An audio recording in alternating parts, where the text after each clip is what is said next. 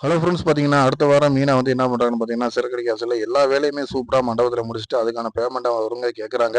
அப்ப மேனேஜர் என்ன சொல்றாருன்னு பார்த்தீங்கன்னா, "அதெல்லாம் அன்னைக்கே குடுத்தாச்சுலம்மா, திரும்ப எதுக்கு பணம் கேட்குற?" அப்படிங்கும்போது, "சார் என்ன சொல்றீங்க நீங்க? வெறும் 25,000 தானே அன்னைக்கு குடுத்தீங்க." அப்படின்னு சொல்லி சொல்றாங்க. "அக்ரீமெண்ட்ல கூட நான் சைன் பண்ணேனே சார்." அப்படின்னு கேட்குறாங்க. "இந்த பாரும்மா, நீ போட்ட அதே அக்ரீமெண்ட், அதே சைனு தான். அதில வந்து ரூ. 2,00,000 ஃபுல் பண்ணி போனா, நீ மொத்த பேமெண்ட் வாங்குனதுக்கான ஆதாரம் இருக்கு பாரு." அப்படின்னு சொல்லி அவர் எல்லாத்துலயும் எடுத்து காட்டுறாரு. எல்லாருமே என்னம்மா பணத்த வாங்கிட்டு நீ இப்படி பேசுற அப்படின்னு சொன்ன உடனே அவங்க கெஞ்சி பார்க்குறாங்க.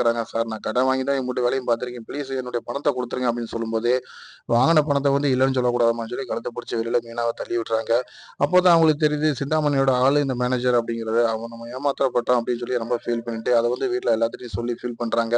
அப்ப எல்லாரும் கவலைப்படாத இது நம்ம ஏதாச்சும் ஒரு ஐடியா பண்ணோம் அப்படிங்கும்போது தான் நம்ம சுருதியும் சப்போர்ட் பண்றாங்க.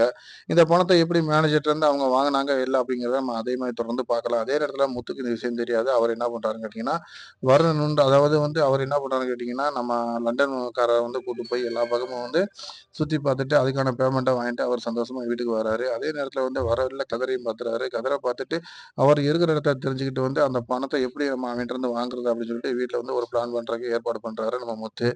நம்ம சுருதி பார்த்தீங்கன்னா, ரவிட்ட கோவமா இருந்தாங்க. அந்த மாற்றங்கள்லாம் ஏற்பட்டு அவங்க என்ன பண்ணிடுறாங்கன்னா, பழையபடி வந்து ரவிட்ட ரொம்ப அந்யோன்யமா இருக்கிறாங்க.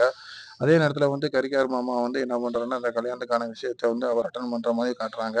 ஆனா வந்து அவர் கல்யாணத்தில வரும்போது, நான் வந்து ல மலேசியாக்காரர் கிடையாது. அவரு வேற, நான் வேற அப்படின்ற மாரி அவர் சொல்லி சமாளிக்கிறாரு. அவர் தான் வந்து ரோஹிணியோட மாமா அப்படிங்கிறத வந்து எப்படி அவர் வாயிலருந்து வர வைக்கிறன்ற பிளான வந்து முத்தும் மீனாவும் போறாங்க. இதெல்லாம் அவங்க சக்சஸ் பண்ணாங்களா? இல்லையா? அப்படிங்கிறத நம்ம தொடர்ந்து பார்க்கலாம். நம்ம சேனல தொடர்ந்து பாருங்க. லைக் பண்ணுங்க, ஷேர் பண்ணுங்க, சப்ஸ்கிரைப்